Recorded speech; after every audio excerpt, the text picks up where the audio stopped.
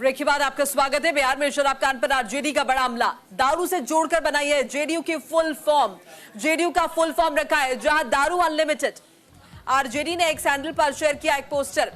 बिहार के सारण, सिवान, गोपालगंज और मुजफ्फरपुर में जहरीली शराब से 50 से ज्यादा मौतों के मामले में आरजेडी नीतीश सरकार पर हमलावर है। आरजेडी ने सोशल मीडिया पर जेडीयू का फुल फॉर्म बताते हुए लिखा है जेडीयू मतलब जहां दारू अनलिमिटेड। आरजेडी ने जे का मतलब जहां, डी का मतलब दारू और यू का मतलब अनलिमिटेड बताया। इस पोस्ट में आरजेडी ने दारू की 2 बोतलें भी लगाई हैं जिन पर लिखा है ओल्ड गैंग देसी दारू। तो देखिए, आपको पोस्ट भी दिखा रहे हैं और आपको सरकाजम भी बता रहे हैं। आरजेडी ने एक हैंडल पर शेयर किया है पोस्ट और निशाने पर लिया है मौजूदा जेडीयू सरकार को। तो देखिए, जिस तरह से बिहार में कई जिलों में हमने देखा जहरीली शराब की वजह से लोगों की मौत हुई है, इसी मामले को लेकर जेडीयू पर हमलावर है आरजेडी। राजीव मोहन हमारे साथ जुड़ चुके हैं, हमारे सहयोगी। राजीव, इससे पहले हमने देखा भी था कि बाकायदा तेजस्वी यादव जो है जेडीयू को निशाने पर ले रहे थे, लेकिन अब एक अनोखा तरीका उन्होंने अख्तियार किया है, सोशल मीडिया का सहारा लिया है और बाकायदा जेडीयू की फुल फॉर्म ही बना दी है। देखिए, इस बारे में 2 बातें कही जा सकती है कि एक समय आरजेडी जो है सोशल मीडिया का विरोधी मानी जाती है, लेकिन आज सोशल मीडिया को ही आरजेडी ने आधार बना दिया है और इसके जरिए ही मुख्यमंत्री नीतीश कुमार को या कहे कि नीतीश सरकार को घेरने का प्रयास किया जा रहा है, हमला किया जा रहा है। और ये उसका एक वानगी है, एक तस्वीर है, कह सकते हैं कि एक प्रमाण है कि जनता दल यूनाइटेड का नाम इन्होंने नामकरण कर दिया है दारू से जोड़ के। देखिए, राजनीति में ये सब चलते रहता है और इन्होंने एक तरह से सरकार पर यह हमला किया है और इनका कहने का मतलब यह है कि बिहार में जो है शराबबंदी है, लेकिन शराब उपलब्ध है और शराब के कारण लोगों की मौतें हो रही हैं। कई तरह के आरोप ये भी लगाए जा रहे हैं कि शराबबंदी के बावजूद जो है गरीबों को सताया जा रहा है, गरीब लोगों को ज्यादा इसका निशाना बनाया जा रहा है, उनको जेल भेजा जा रहा है, उनके खिलाफ कार्रवाई की जा रही है। लेकिन जो दारू माफिया हैं या इससे जुड़े धंधेबाज जो हैं उन पर कार्रवाई नहीं हो रही है। इंटेलिजेंसिया सरकार की फेल है, प्रशासनिक लापरवाही के चलते शराब बेची जा रही है बिहार में।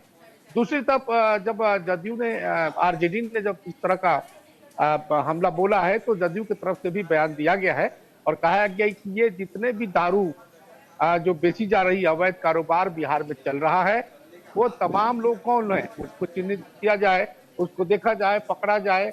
इससे पहले भी कई प्रमाण मिले हैं। तो उन लोगों का कहना है कि ये तमाम लोग आरजेडी से जुड़े रहते हैं, आरजेडी के ही लोग हैं जो शराब में जाहिर है। राजीव, देखिए, इस तरह से जहरीली शराब पीने की वजह से बिहार में लोगों की मौत कोई पहली बार नहीं हुई है और इससे पहले अगर हम देखें तो आरजेडी और जेडीयू गठबंधन में थे, बाकायदा दोनों की सरकार थी, तब भी हमने इस तरह के मामले देखे। तो एक दूसरे पर इस तरह से आरोप लगाने से ऐसा तो नहीं कि मामला जो है थम जाएगा या फिर ये सारी की सारी गाज जो है मौजूदा सरकार जेडीयू पर चली जाएगी। जाहिर तौर पर आरजेडी की बड़ी भूमिका रही क्योंकि पहले वो भी सत्ता में रही है।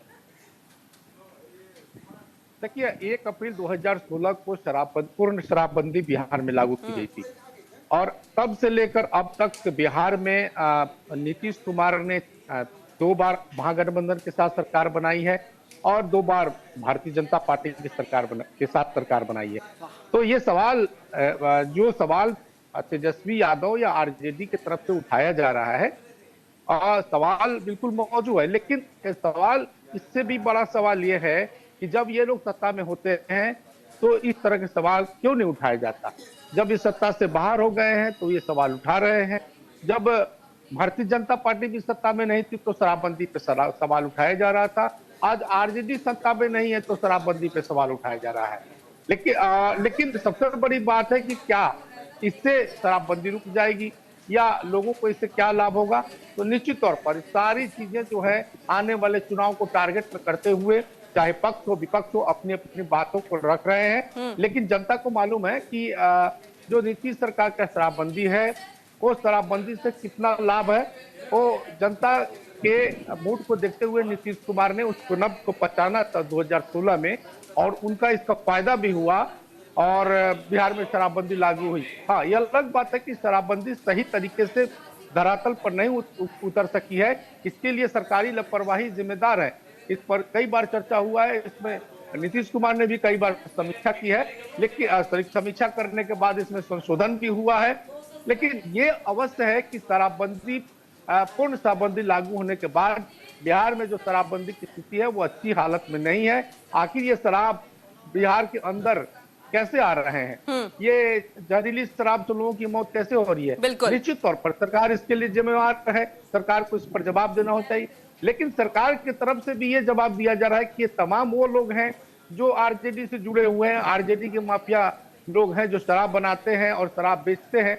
निश्चित तो आप इधर आरजेडी की तरफ से कहा जा रहा है कि भाई उनके पास डबल इंजन की सरकार है, उनके पास जांच एजेंसियां है, पुलिस है, प्रशासन है, अगर ऐसी बात है तो पकड़े, उनकी कार्रवाई करें। निश्चित तौर पर अगर ऐसा है तो कार्रवाई क्यों नहीं हो रही? बहुत बहुत शुक्रिया।